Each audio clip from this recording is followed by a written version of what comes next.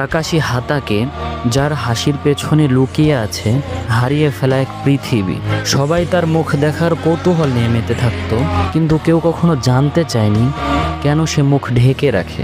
তার মুখোশের পিছনে লুকোনো ছিল শুধু একটা মুখ নয়, লুকোনো ছিল অসহ্য এক যন্ত্রণা। এই গল্পটা শুরু হয় এক বেদনাদায়ক মিশন দিয়ে। কাকাশির বাবা ছিলেন এক মহান সিনবি, যার নামেই ছিল ভয়, সম্মান আর দায়িত্ব। কিন্তু একদিন একটা সিদ্ধান্ত তার জীবনে সব বদলে দিল। কাকাশির পিতা সাকুমো হাতাকে তার সাথীদের বাঁচানোর জন্য তার মিশন অসম্পূর্ণ রাখে, কিন্তু এই কারণেই গ্রামের লোকেরা তাকে বিশ্বাসঘাতক বলে উপাধি দেয়। কিন্তু ধৈর্যের সীমা তো তখন ভেঙে যায় যখন সে দেখে সে যাদের রক্ষা করেছিল তারাই কাপুরুষের মতো মুখ ফিরিয়ে নিয়েছে। তখন সে এই অসহ্যকর যন্ত্রণা সহ্য করতে না পেরে নিজেকে শেষ করে ফেলার সিদ্ধান্ত নেয়। আর ছোটবেলায় কাকাশির জীবন দুঃখের সাগরে ডুবে যায়। ছোট্ট কাকাশি দেখল কিভাবে সমাজের মানুষেরা একজন সম্মানিত ব্যক্তির সম্মানকে এক মুহূর্তে চূর্ণ বিচূর্ণ করে ফেলে।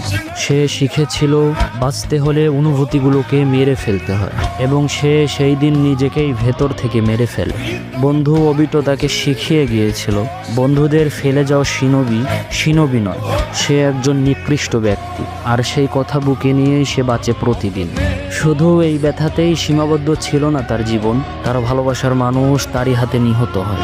আর ঠিক সেই মুহূর্তেই কাকাশির আত্মা চিরদিনের জন্য নিঃশব্দ হয়ে যায়। সে হেসেছে যাতে অন্যরা তার কান্না শুনতে না পায়।